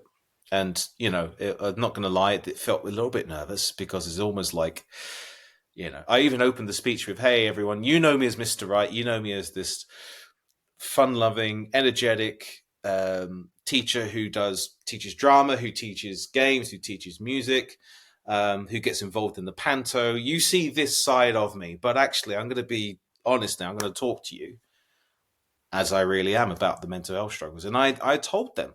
I didn't go into gory details, but I told them in explicit terms about my suicide attempts, my idealization. I told them about all of the health problems, mental health problems, my eating disorders. I told them how much of an impact it had on my life, what I had to live with. I told them where I was currently at the time, saying, yep, absolutely stable. There are ups and downs as always, but I stand before you as someone very much in a position of strength and being able to meet these head on. But I said, more importantly, I tell you these now because when I was your age, when they started to happen, I had no outlet. So I'm letting you know that one of your teachers, if you are going through that, has been there and done that. So number one, you can talk to me in regard, as opposed to the other avenues that we had at the school. We're very good on well-being in our school. But also, number two, don't be ashamed and don't be afraid of it, And that was the first time in my life, Brian, where I'm letting everyone know, like, bleh, here it is. This is it, And I got a massive round of applause from the students, and I had students coming up to me. Thank you. I really appreciate you saying that, sir. That's really brave of you, sir. Thank you. Like, they generally would come out of their way, and I'd have handshakes going, thank you. That you don't know what that meant to me to hear someone who I thought was a teacher, being so open. And that's when I realized, okay, there's power in that one. That's not to say I didn't confide in people before. And this is an interesting kind of side slant here. I used to be a facilitator for a men's mental health support group called Man Down UK, a brilliant organization, largely based in the Southwest, but they're growing in the UK. And I think they're even branched out internationally. There's a few other countries which are doing it. So it's an amazing organization. It's an organization that helps men go to peer support groups, and they're not trained professionals, they're not psychiatrists or whatever it is, counselors. They're basically volunteers, like I used to be. They set up a group for 2 hours. You have a rugby ball, and you go, right, you got the rugby ball, you can talk about whatever you want or not talk and just enjoy and have the chat. So I had the privilege of doing that for a year, and all throughout those conversations, we had these moments, because I used to go to quite a few of these groups. We had these moments where we all chuckle to ourselves and say, I'm basically in a room full of strangers. I don't know anyone from Adam. I have no idea. Our paths haven't crossed yet. Within these 2 hours, I've told you my most deepest and most darkest secrets about my mental health. Yet I wouldn't dare talk about it with some of my family members. And we all went, thank goodness we have each other. But at the same time, we're like, what's up with that? Why can't people who suffer with mental health, why can't they go and talk to their nearest and dearest? I've spoken to it with family members, and I've been left disappointed because I felt they haven't got it, or I felt almost like a bit embarrassed talking about it, or a bit ashamed. Not my wife. My wife's been absolutely amazing, and she 100% gets it. But I've had people who I thought I was close to. I've mentioned it, and I've instantly regretted it and said, right, I shouldn't have said anything because it's, I feel like an idiot. Whereas I can go into I could probably do it now. You could book a room, 1,000 people in a room, and say, Michael, talk about your mental health struggles. I'd be like, yeah, no problem. And I can go and I could give everything. And yet I feel totally fine by that, and people accept it. Yet when it comes to sharing it with the nearest and dearest, it's not always the case. And I think that's a story I've heard plenty of times of people saying, I wanted to talk to my family members about this. I wanted to talk to my partner about it. I wanted to talk to my work about it. And I did, and I felt worse. And that for me is still very much an issue. I don't know if it's the same in Australia, but certainly in the UK, it's still really an issue of going to someone who you trust and saying, hey, look, I've got this problem, and them listening to it. So, but anyway, I've gone off on a little bit of a mini rant there. So sorry about that, Brian. No, don't apologize because, well, firstly, I got a little bit emotional as you were sharing the story about you carrying that red ball. Hopefully your actual balls aren't red. Or maybe it was because of that. Look at me trying to lighten up the mood. But you sharing that story about you getting all your students to carry essentially your load, your burden, and carry your burden, that reminds me of this documentary called Man Up. I think you can stream. I'll send it to you, and I encourage anyone to watch this, especially if you are a parent, a man, everyone, but especially if you're a man or a parent. Where this guy he started an organization here called Gotcha for Life. His name's Gus Wallen, and it came about because his best friend, his best mate, took his own life back in 2007 or 8. So he wanted to find out why men struggle to be vulnerable. Why can't we give each other a hug? Why can't we say I love you, mate, without getting judged? Why can't we cry in front of other men or even other people without being judged? So he goes to the school, and he's going to one of the most typically macho reputation school of young boys in Sydney. And he gets the boys, year 10, he gets them all in the circle. And I guess kind of like you with your Man Down group, and he says, okay, we're all going to talk about something we're struggling with right now, okay? This is a safe space. I'm here to protect all of you. So we're not judging anyone. I want you all to talk about something that's upsetting you. And there's so many of these boys who typically have grown up in this generation, this era where, men, if they want to toughen up, they have a tablespoon of cement. If they cry, just walk it off. We say she'll be all right. You just get on with it like that. We had boys. Some of the boys would. One I remember watching came up and said, "Mum and Dad, they broke up early in the year, and I've been struggling back and forth because I see them fight all the time, and I just want my parents to be happy." This other boy, he stood up, and he has a facial disfigurement. And he says, look, I know that we're all joking around when you call me names and we're just having some banter in the field. And I love that. Sometimes I call you names. But there are other times where I go home and I just feel like I'm ugly. I'm never going to be loved. And after all these boys, each one of them stood up and said something, they all just burst out into tears. These 15-year-old boys who would normally wrestle and punch each other, they just burst out, and some of them apologized for saying, I didn't know you were going through that. And that's what your story reminded me of. And I never quite got to do that with a group of kids, but I remember when I decided back in late 2024 that I needed to stop running my school and I needed to genuinely start taking care of my health, I sent out an email to all my students' parents, and I was prepared for some backlash. I was prepared for, oh, wow, what? Now we're going to have to find another teacher. And, oh, really? Like, what's going to happen with the other tutors? And, like, are they going to be here? And all the admin questions. I'll tell you what, none of that came. All that came, I think, 6 weeks after. The response was, I'm sorry you've gone through this. any way we could help you make the end as easy as possible. And from there, this was about the last term, so September to December, when I sit at the reception desk, and you have the parents waiting for their kids. I'd have parents saying, "I read your email, and I just wanted to share my story." I'd have mums saying they had brothers or uncles who took their lives back in the 70s and 80s, and to hear someone like me, a young man, talking about this, that's something they wish they had for their family. The most amazing thing was having dads just sit and say, you know what? It reminded me that I've gone through a lot of anxiety, and I've had panic attacks, I've had meltdowns, and I've probably had some manic episodes before. You know, some dads who had been in the army, I'd say I'd be silent for 20 years, you know. And your email was the first time, after reading your email, for the first time, I'm actually talking about my PTSD after 20 years.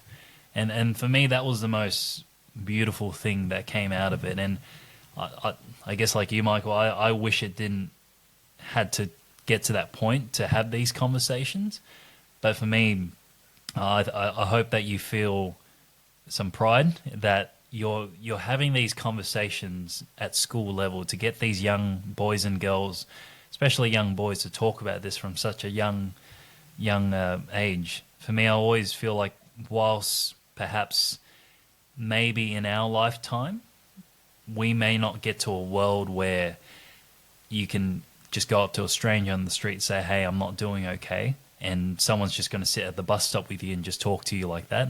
Maybe not our lifetime, but maybe our grandkids are, because we're slowly working and walking towards an era where, you know, anyone and everyone can say it's okay to be not be okay. You know, that line.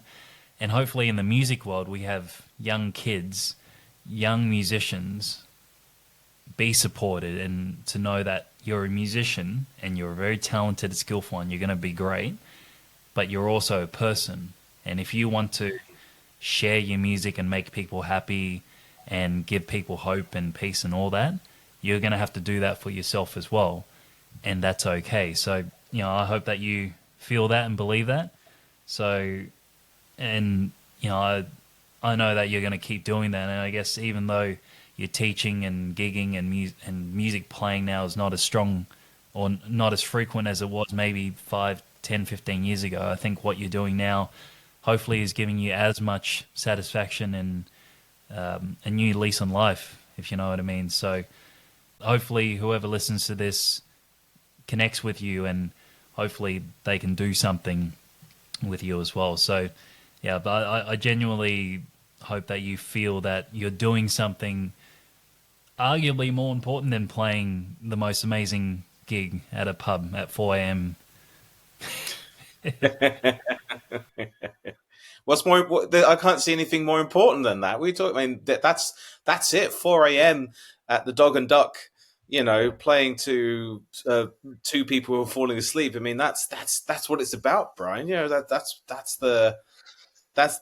me riding the gravy train to success. You know. And you get paid peanuts. Sometimes actually peanuts. Yeah, literally, yeah. I like the chili coated ones actually. So if anyone's listening out for gigs, like if you're going to pay peanuts, chili coated all the way. I think they go a lot more further than actual money. You know, I might be kicked out on the street because I haven't paid my rent, but my goodness, those chili nuts, they'll be tasty. I'll tell you what, peanuts or any nuts can be the most powerful weapon in the world. You know, if someone you don't like has a peanut allergy, just get a Mars bar or Snickers and get it. Don't you fuck with me. We shouldn't have said that, because now we can trace the motive. So if you hear something in the news, you heard it here, folks. You know, there's evidence A, B, and C. Brian, though, thank you. First of all, I think I think it goes without saying that your newsletters, your YouTube channel, your kind of posting and prominence on social media, there had been no one, to my mind, that had been doing what you had been doing. And I was kind of waiting for someone. I was always too chicken shit to do it. because I'm like, oh, I don't want to. But then there's someone as brazen as yourself who have come in and said, you know what, I'm going to give you a warts and all account of how my mental health has been severely affected by all of the things that I've had to deal with as a music school owner, as a musician. There hadn't been, no, I can't think of it. There hadn't been anyone to my mind that had been so open and so honest about that. And I think your posting and your prominence is sparking a almost a quiet revolution in terms of people coming out and saying, "Hey, I support that," and it certainly inspired me to make that connection to you. So I know you said at the beginning of the show it was a case of you thought it was a kind of a message saying, "Hey, thanks, appreciate it," but my approach was, "Hey, here's someone who's actually doing the thing that I've been wanting to do, but I was just too afraid to do it." And as such, these conversations and this show has inspired me to go out and say, well, wait, I've got a story too as well, and I can be of help or an expertise to people who are trying to navigate around, working in the music industry or working as a musician. And it's bloody important work, and I sincerely hope that like yourself, I hope we get that platform where we can share it to a wider audience and become more of a help to the community, to the music ecosystem, because we've got a lot of expertise between you and I, and there's a lot of learned knowledge, and there's a lot in there that we can help people with, and that's why I've wanted to work with you prominently because of this, because it's I didn't want to keep all this information to myself. I didn't want just to go in there thinking, well, I've got all this and I'm going to keep it in my little box. It's like, well, maybe at the point in my life where I've gone in and say, I've got a lot to say. I've experienced a lot, like yourself. I've got a lot to say now, and I can't hold it back. I'm seeing too many things, and comes a point where I can't be silent anymore and say, well, hang on a minute. Maybe we need to talk about it, and maybe we can talk about it and change a few things. Not necessarily to be iconoclastic and rip up the system and, all of that and burn this and burn that. More to the point, just go in and say, you know what? There are people out there that need to hear our stories, and they're not only that, but they need to hear it, warts and all. They can't, you can't post things which are a little bit light-footed and a little bit vague. Like, no, they need to hear the truth. They need to hear things. We're speaking power to truth here, and if we can do that, and help out as many artists as all possible, and give them a sense of, hey, someone gets it, someone understands it, then all the more power to us, and all the more power to people who are listening and going, right on, I get it. So thank you, Brian. Thank you. I think you're starting something, and I think it's going to be pretty significant. Yeah, hopefully. No, I appreciate you saying that, Michael, and I'm glad my story has helped you a little bit, and that's all I could ask for. Then, as you said, the happy times, the good times, they're real, but also the dark times, they're just as real as the good times. So, me sharing my story, talking about my depression, my breakdowns. I've had more people in the last year message me saying, "Hey, this happened to me as well," and like those people, I try to convince myself for a long time, yeah, these things don't happen. My depression, my suicidal ideation, the 2 seizures I had when my body broke down, it was just a dream. Like, it didn't happen. I have to get back to the good times. But, I've said a lot on social media and to my students over the last year and a half that, if you want to be a musician to make the world a better place, in a very cheesy but very good way, you got to give yourself a chance to. And most of the time, you want to be doing it for a very, very long time. So give yourself a chance to, and that means you need to take care of yourself first. And I think this goes for anyone. It doesn't have to be musicians specifically. Of course, I'm glad that the mental health conversation, the awareness, breaking the stigma is starting to happen more outside in general society. Now, I guess with you and I, and hopefully a few more people later down the road, we have more people doing it for musicians and artists, and then maybe we move towards people who are just creative in general, creatives and creators. So, no, I appreciate it's been awesome getting to know you over the last few months, Michael, and I want to move on to, well, I don't know how rapid fire this is going to be because looking at you've given so much of your time, way more than I could have asked for, and this could go on for another 4 hours. I'm going to call this Spanking the Plank with Mike Wright. Is that your title, or is that I just thought of that straight. So, we'll see how that goes. Spanking the Plank with Mike Wright. Oh, great. Well, there goes my career. Thanks, Brian. Thank you for that. I appreciate that. Maybe you want to edit the title in post. I don't know. Now, I want to make sure that, as deep as we've gotten, we'll try to end things on a light note.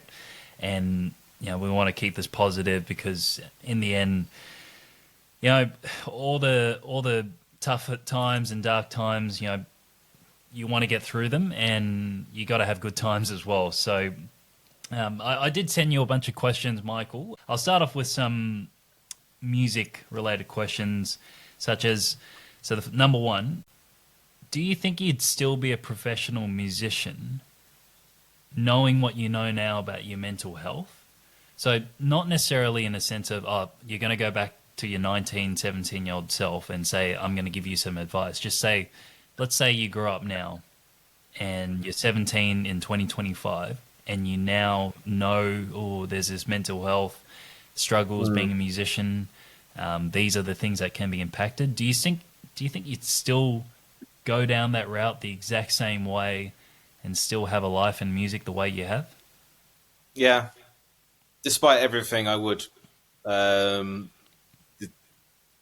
as I mentioned before, it's the only thing I was ever good at, and it's the only thing I could really say, hand on heart, you can have some success with it. So I would definitely do it because I would use this music. I would use music as I had done when I was younger as a sense of elevation. So I would elevate myself out of what I was in to find my own path.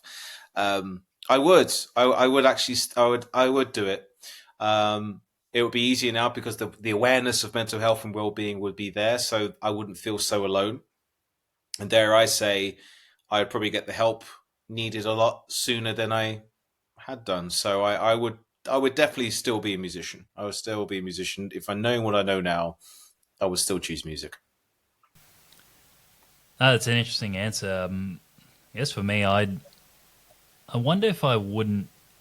I wonder if I would have pursued something else in music, rather than trying to be a performer or teacher, or You asked music, didn't you? So interestingly, okay, if you were to rephrase the question as would you still pursue a performer, I would say no. yeah. Oh, okay. But music, yes, music, absolutely, because like you said, it's a big enough industry, and you can do all sorts. So if we rephrase the question as would you want to be a performer, I would say no. I would definitely not want to be a performer. I would do something different.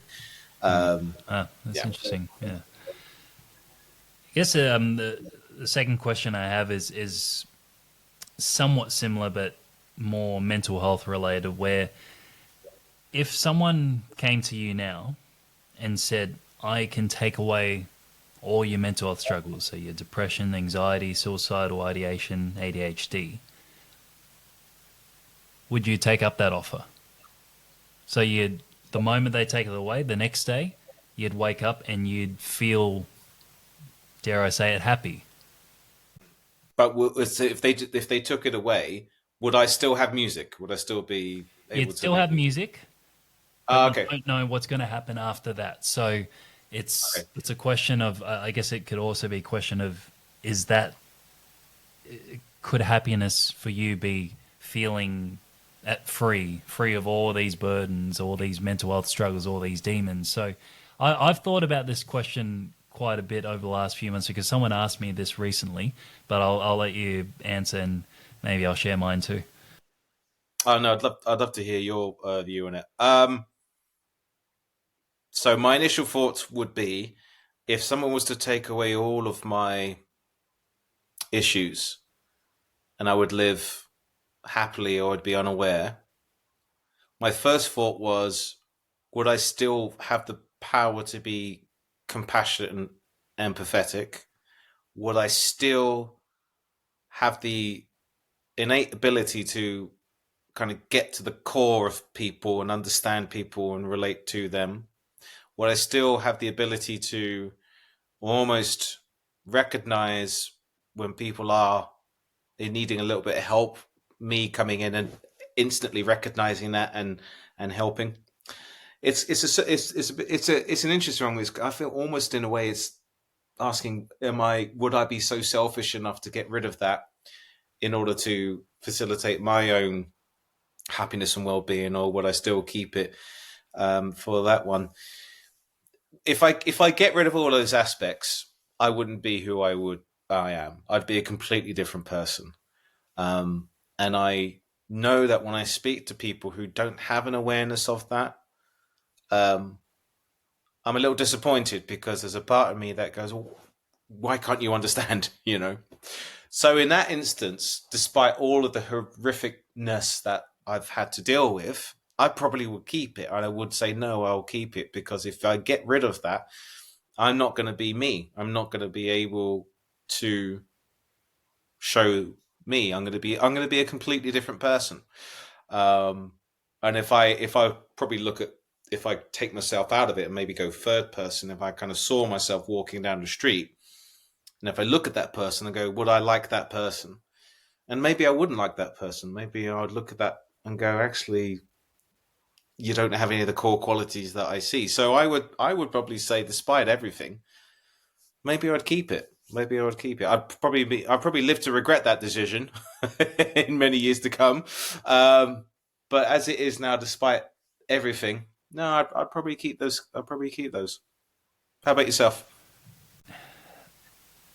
I started thinking about this when, after a couple of therapy sessions, where my doctor asked or told me that I may have to accept that I will live with depression for the rest of my life. I may never completely stop thinking about ending my life. The pain's always going to be there. I'm not going to feel 100%, you know. And it did get me thinking, when was the last time I felt 100%? Like, I was genuinely happy, carefree. Probably primary school or early high school, where you don't have a care in the world. Like, you might still stuff up and make a mistake. You get upset because your mum didn't take you to McDonald's, but, like, you're for the most part a happy kid. And for a long time I would say, yeah, I want to wake up tomorrow and actually want to get out of bed, and get out of bed without hitting the snooze button. I want to be able to be stuck in traffic and be frustrated at traffic, not frustrated at my life. I want to be able to genuinely smile and not force myself to laugh. So all these things. And I want to have the energy to spend time with family and friends. And I guess that could be a selfish answer, and that could be maybe a good selfish, because I just want to enjoy life, But like you said, is that going to take away my ability to be empathetic to others? Is that going to take away my understanding of others or willingness to listen? Will I start calling other people soft, or will the mental health awareness that I write and share, is that going to be disingenuous and fake because I don't go through it? I'm going to be one of these experts who study it, but I don't actually know how it feels like within. So, maybe if the memories stay intact, then I'd say, yeah, if my doctor came with a magic serum and said, you're going to feel fine tomorrow. At this stage, I sort of go back and forth between yes and no.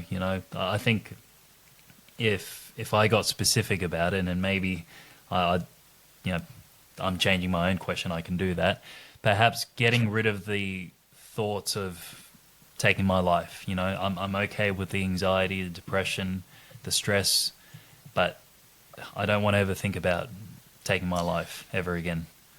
Well, when you frame it like that, yeah, I think, yeah, it's a good answer, because, and it's not selfish at all, because what you're asking for is what many people take for granted, like, just feeling content and happy with yourself and not having to live with any thoughts that take you away from that one. And I probably would echo you in that one if it meant getting away from suicidal idealization and everything that comes with severe depression.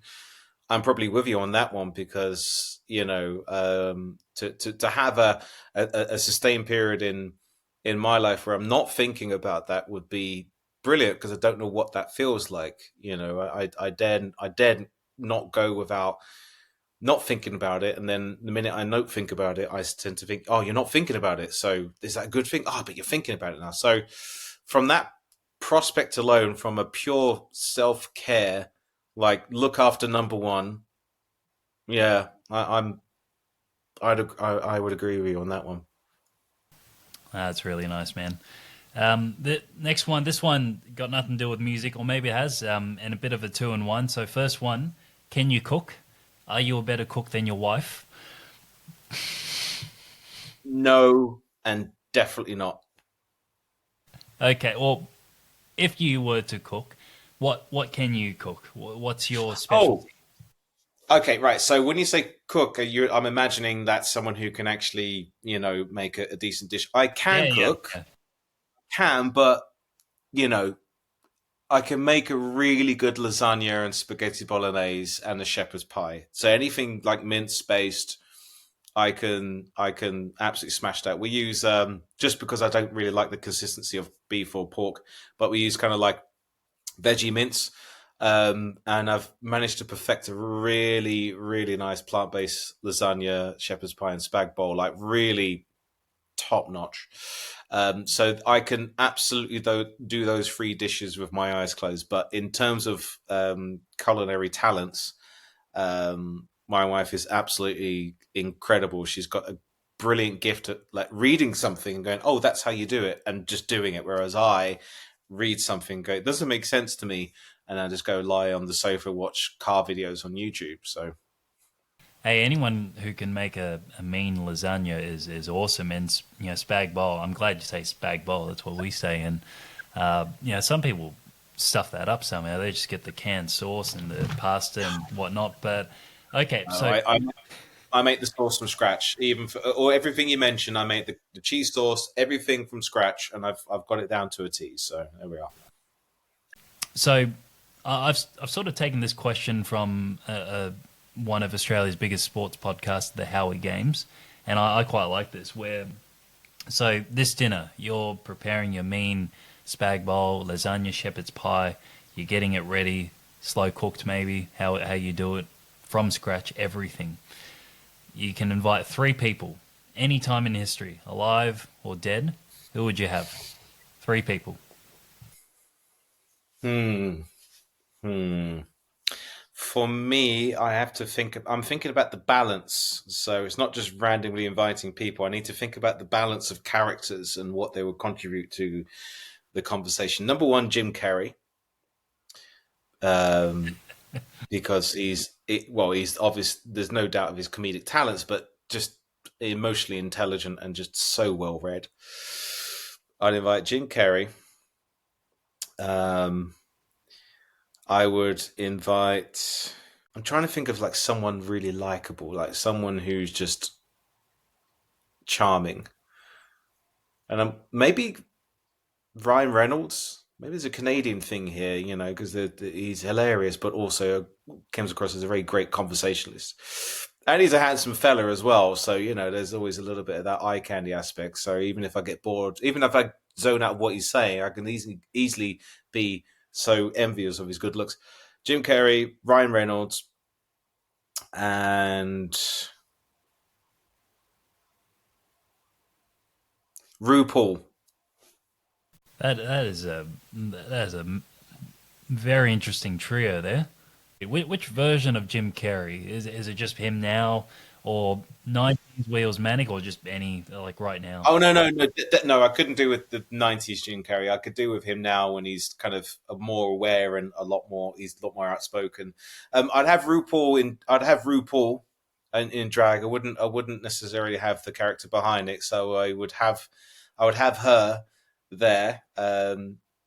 Yeah, I think it'd be an interesting, because that is an interesting question to have. But I think in terms of dinner party, you think about when you're inviting people, you have to have people in who balance off the conversation, and you're just thinking about people who could bounce off each other, and all three are creative, and all three have kind of, well, certainly for Jim and RuPaul, have been kind of trendsetters and had to forge their own way. And I think Ryan would be a lovely balance from it all.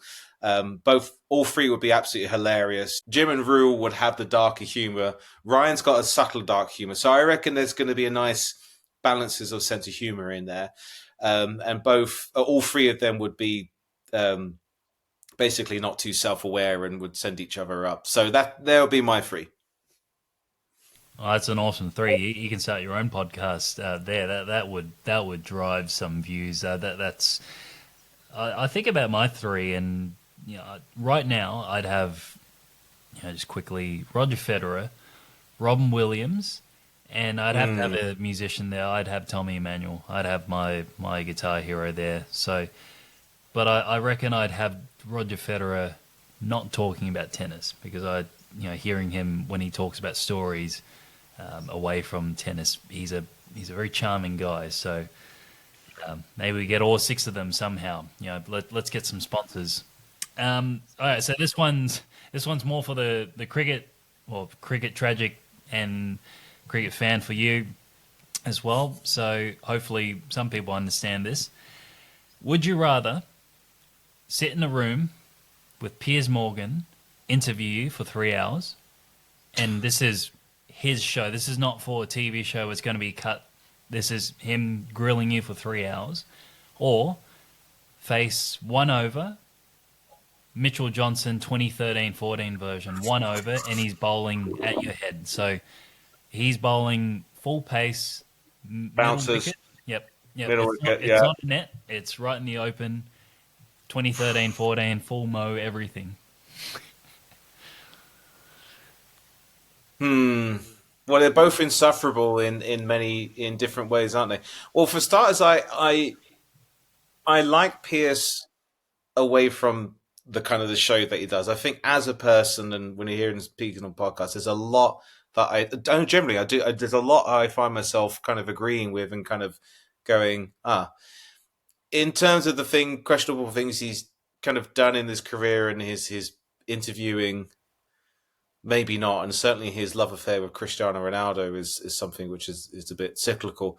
But then Mitchell Johnson, so for me, it's long term and short term pain, isn't it? Because Pierce's pain is prolonged, and it's a slow burner, and at some point you will leave less of yourself. Mitchell Johnson is short, but you'll leave less of yourself and potentially have broken ribs and broken bones. And you can't hide. It's not as if you would basically at the crease, you would just basically duck. Like, he'll find you and he will hurt you. So even if he notices on the first delivery you're ducking, he's going to pitch that ball exactly where he thinks your head is going to go. And there's there's the humiliation of basically that one. So I would say, just kind of get it out of the way. I would say probably facing an over, because at least that way, physical bones, they'll heal, and your ego will heal as well. But at the same time, you have a knowledge that after that over, you don't have to face it for a longer. Whereas with Pierce, you're in it for the long haul, and it's basically a slow torture. So I would say definitely an over, definitely that one. I was going to say that hopefully to make the answer maybe a little bit easier, you are insured. Private health insurance, so there's a doctor on standby. So if Mitch Johnson does knock you out or break some bones, the Australian team doctor's right there for you, so don't worry about it. All right. Good.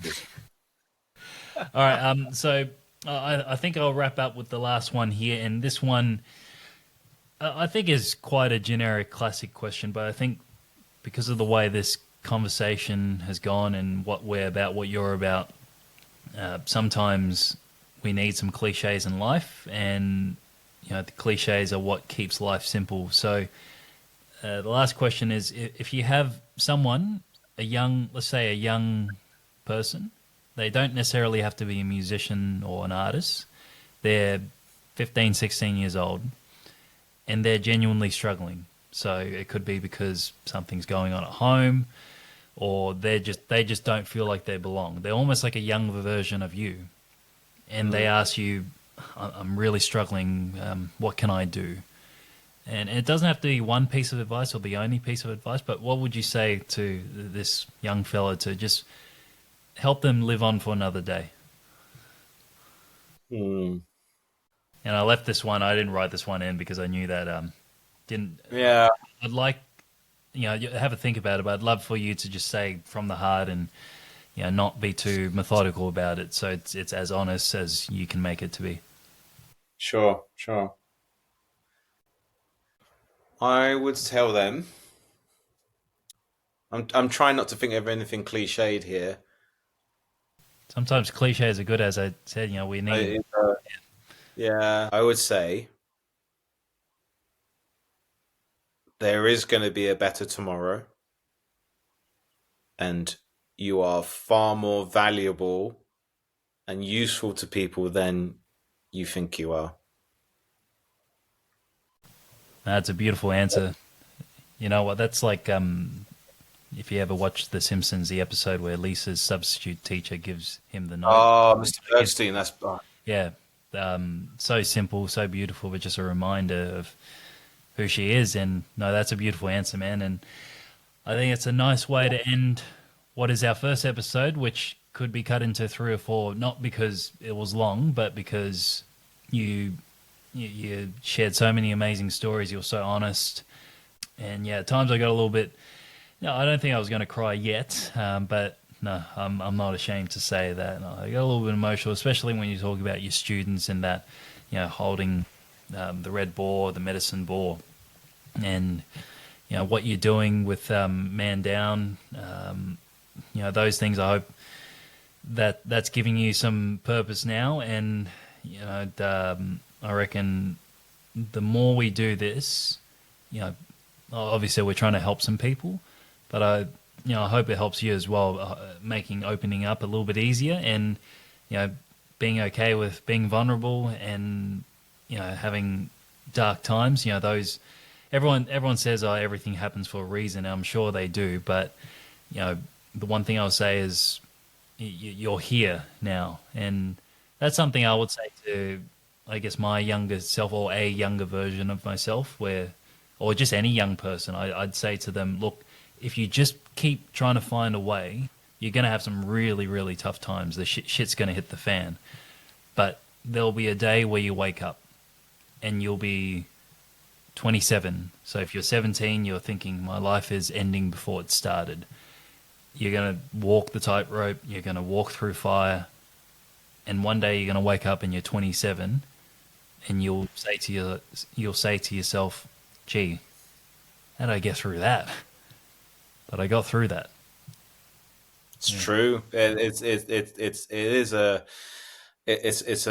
could be formed into a maxim, and it is also a cliche, but it is true. One thinks about what one has been through, and then when you got actually that's a good point. When you go in life later on in life, and you can think rather flippantly, dare I say, more about the terms in terms of halcyon days. You look back what you've survived, and you look and you kind of go, wow, that happened and I'm here. And if you look almost back at it and go, well, how the hell did that happen? Wow, okay. Oh, crazy. That's a success. That there is, if you can look back without any kind of emotional pang, and you kind of go, wow, yeah, that was some heavy times. If you can look back at that and almost go, whew, that is as much of a success as anything. It really is, because it shows emotional growth. It shows that we're far more resilient than we think we are, but it also, more importantly, shows one how far they've grown, and how they can look at it and go, well, you were once here, and look where you are now, and you go, whew, wow. And if you can look back at it with amazement, then I think that is a tremendous achievement, because that means that you have grown, and you have figured out a way. But more importantly, you've learned something valuable about yourself, and about the world. And if you can still maintain that without a level of cynicism, then I think that's a good thing. Yeah, definitely. Well said, man. Well, I want to say thank you again, Michael, for your time, and you've given so much of your time, and I'll let you stretch, and we'll do this again. We'll talk about some other topics around music, get into your education, career as well, and your thoughts on that. So, but no, thanks, Michael. I really appreciate it. Ah, no, thank you, Brian. It's been awesome. Thank you, buddy.